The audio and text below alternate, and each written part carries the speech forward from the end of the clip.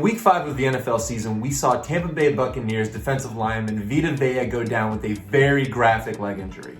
Now, Vea was hurt in the process of tackling a Chicago Bears running back when another player would fall onto his right ankle, and we saw visually that right ankle would snap. Unsurprisingly, right after this, it was revealed that he had a fracture in the ankle and he was going to miss the remainder of the season. What is surprising, however, is that his recovery has been going so well, and since Tampa Bay has been doing so well in the playoffs, he actually played in the NFC Championship game and is also scheduled to play in the Super Bowl. Since we don't usually see players suffer this type of a graphic injury and overcome it to play in the same season, we're going to take a very close look at his injury and recovery process in today's video. Welcome, football fans. For those of you that aren't familiar with me, my name is Nick Gallo and I'm a doctor of physical therapy. And in today's video, we're going to take a very close look at that injury that Vita Vea suffered in week 5. And we're going to go over the recovery process that he followed in order to play at this point. First, I'm going to show the actual play that Vea was injured on so that we get a good visualization for his mechanism of injury.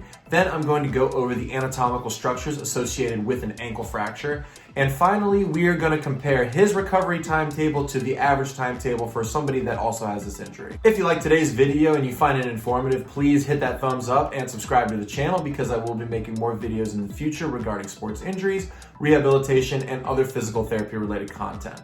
Also, if you have any comments or questions, please leave those in the section below. Now to begin, let's take a look at the actual play that Vea was injured on. Here we can see the Bears running back catches a pass and Vea goes in for the tackle. Right after the play, we see he's in noticeable pain and remains on the turf. He's eventually carted off the field and goes into the locker room for further evaluation. Zoomed in and in slow motion, we see right here that another defender falls right on Vea's right leg right here, and we see that it appears to snap.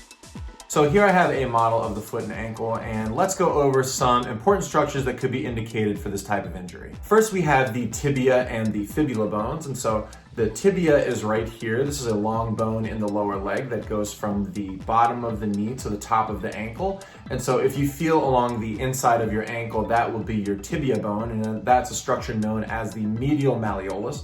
And then if you feel to the outside of your ankle, you feel another bony bump known as the lateral malleolus, and that's formed by the fibula bone, also spanning from the knee to the ankle in the lower leg. Now, the tibia and fibula bones are only 2 of 3 bones that make up the ankle, and you can see right here that the tibia and fibula create this sort of arch for the top of the ankle, and the third bone is a bone known as the talus, which makes contact with that arch, and you can see that right in through here. So for Vea's injury, it was actually not released which bone was fractured, but for ankle fractures in general, a person could have a fracture in one or as many as all 3 of these bones. Now, in Vea's case, if we review the play, we can see that as the player comes in, he actually falls onto the outside of Vea's leg, and that is where the leg seems to snap. So based on observation, we can make an assumption that at least the fibula was fractured in this play. Also, to me, since it looks like that the bone is breaking above the high top of his shoe,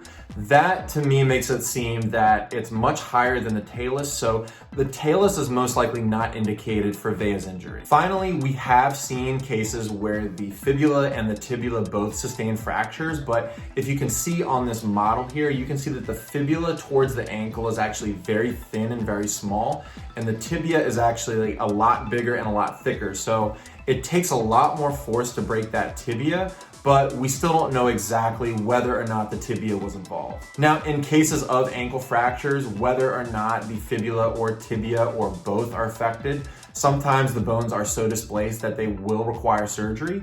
And typically, if a person does require surgery, what that's going to entail is they're going to put a plate down where the fracture is, and they're going to screw the plate to the bone in order to keep things together. Now, when we've seen other athletes suffer traumatic injuries like this where the leg just snaps, a lot of times they did require surgery, so it's possible and it makes sense that Vea would require some type of a plate to be put in after something like this. However, that wasn't disclosed to us, so it's very possible that he didn't have surgery also. Now, for these ankle fractures, whether a person has surgery or not, typically that person is going to be non-weight bearing for about 6 weeks, because 6 weeks is about the time that it takes for a bone to heal. In order to confirm that a person is healing properly, they're going to need repetitive x-rays or any other type of imaging just to make sure that the bone's coming together.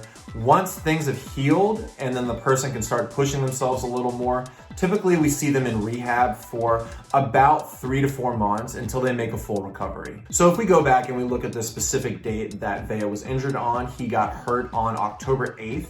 And he actually played his first game coming back from injury in the NFC Championship game, which was January 24th. So this puts him at about that 3.5 months mark or 14 weeks, however you want to look at it. So to me, it looks like he's right in that time frame of recovery. But usually when people complete rehab in that 3 to 4 month mark, they are not 100% recovered. So the fact that he was able to go back and actually play on the field is pretty miraculous. Now, there are a number of factors that I believe led to Vea's recovery so quickly. One of those, of course, is his attitude. And so it's been reported that when he had the injury, he was told, yeah, this is probably going to sideline you for the remainder of the season, but if they make it deep in the playoffs, you can probably play. And so that's something that he's even talked about, that he's been using as a big motivating factor in order to get back onto the field as quickly as possible. It was also reported that Vea was using Nottingham Sue's chef to keep his weight down so that he maintained a good playing weight throughout the injury process. Because typically weight gain is a part of it. People that get injured that are usually very active, they do put on some unwanted weight. So the fact that he was doing it from a dietary standpoint is also very important. And I'm sure that chef was also giving him the nutrients necessary to enhance his healing. And also throughout this process, it was reported that he was meeting with the strength coaches 6 days a week to maintain his strength and stamina. Vea was also going to all defensive meetings during this time to make sure that he was up to date on all the plays and everything in terms of the team. So he always had this end goal with playing eventually if they were to make it deep in the playoffs. And actually, it came out that he reportedly would tell Bruce Arians, hey, you keep winning, I'll keep showing up. And so there really is no greater motivating factor than playing in the Super Bowl. Given everything that Vea's had to endure this season with such a traumatic injury, to coming back to play in the Super Bowl in the same season is really amazing. And it's really hard not to root for a guy like this. So I'm really hoping that we can see him play effectively in the Super Bowl and that he doesn't have any injuries here on out. And that's it regarding Vita Vea's most recent ankle injury and his miraculous recovery. Thank you for watching. Once again, if you like today's video, please subscribe to the channel because I will be making more videos in the future. Thanks for tuning in, and I'll see you next time.